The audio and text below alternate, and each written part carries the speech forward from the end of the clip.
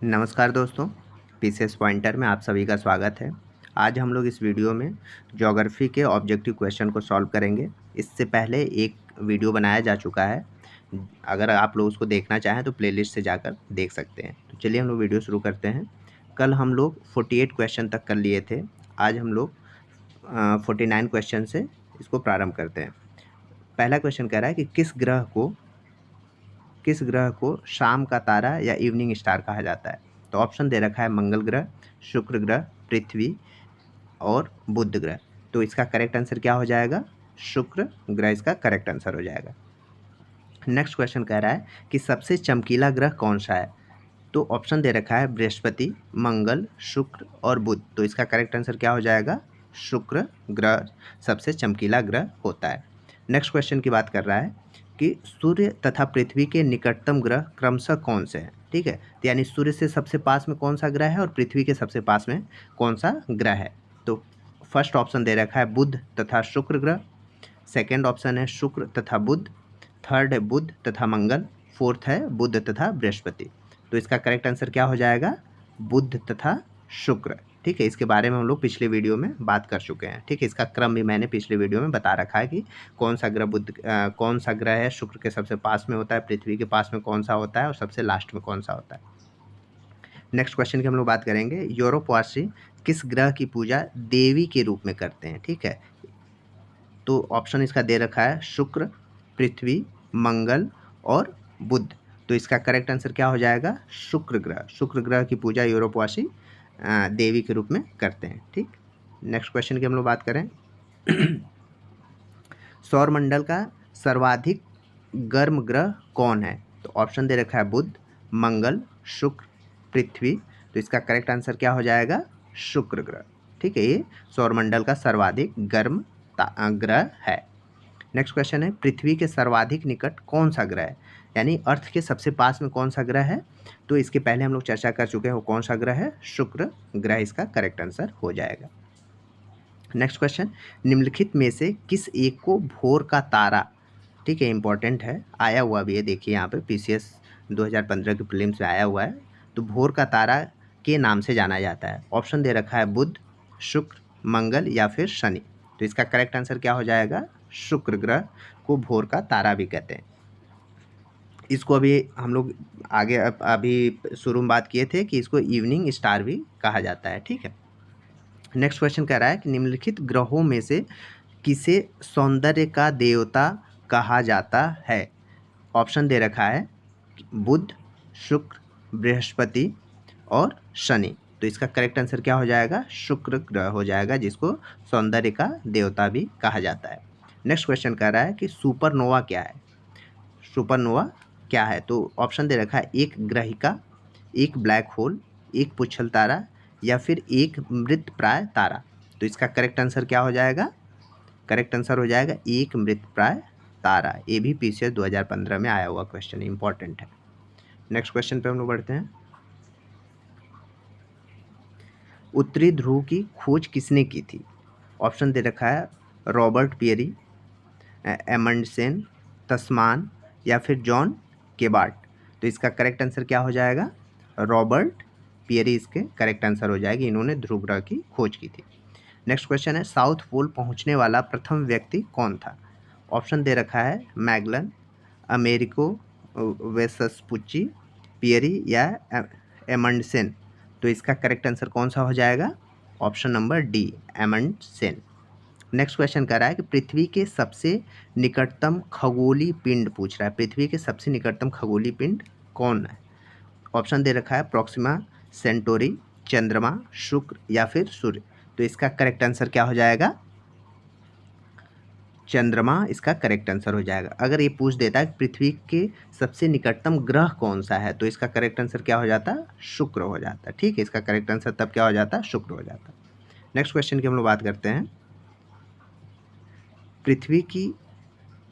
पृथ्वी की आकृति सर्वोत्तम ढंग से किस शब्द से स्पष्ट की जा सकती है।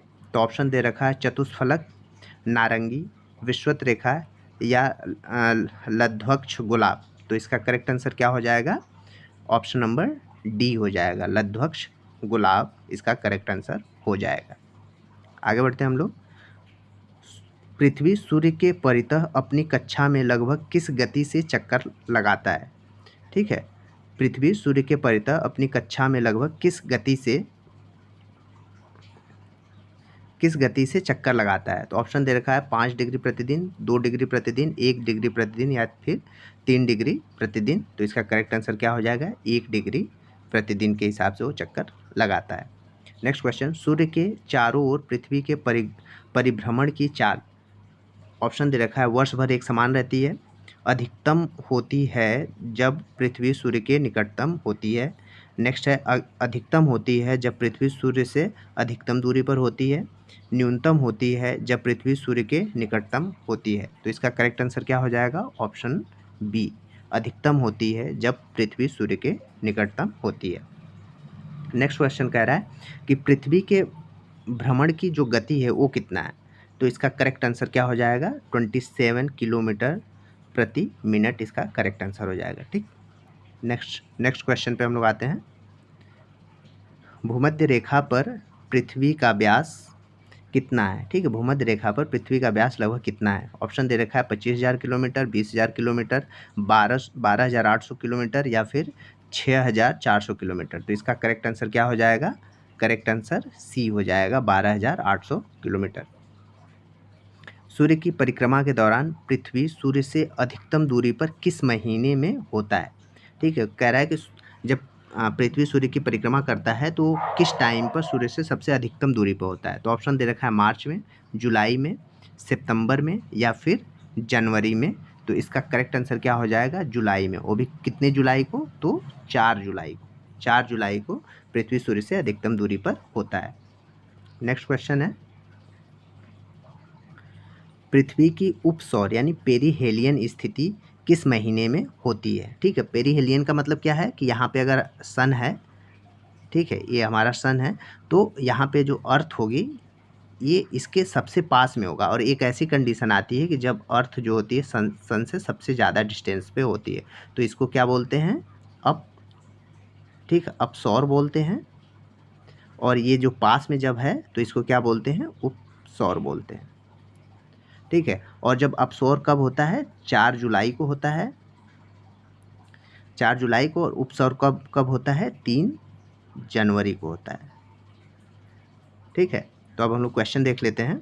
क्या कह रहा है कि पृथ्वी की उपसौर की स्थिति किस महीने में होती है? तो किस महीने में होती है? जनवरी, वो भी कब? 3 जनवरी को। करेक्ट आंसर क्या हो जाएगा? बी हो जाएगा। नेक्स्ट क्वेश्चन कह रहा है कि तारे पूर्व से पश्चिम में किस कारण ज़्यादा दिखते हैं? तो ऑप्शन दे रखा है कि पूरा ब्रह्मांड पूर्व से पश्चिम की ओर घूमता है। नेक्स्ट है पृथ्वी सूर्य की परिक्रमा कर रही है, पृथ्वी पूर्व से पश्चिम की ओर घूम रही है या फिर पृथ्वी पश्चिम से पूर्व की ओर घूम रही है। तो इसका करेक्ट आंसर क्या हो जाएगा? डी हो जाएगा, क्योंकि पृथ्वी हमेशा, जो हमारी अर्थ है, तो ये हमेशा इस तरीके से रोटेट करती है। ठीक है, वेस्ट टू ईस्ट यानी पश्चिम से पूरब की ओर रोटेट करती है। आगे बढ़ते हैं हम लोग नेक्स्ट क्वेश्चन पे।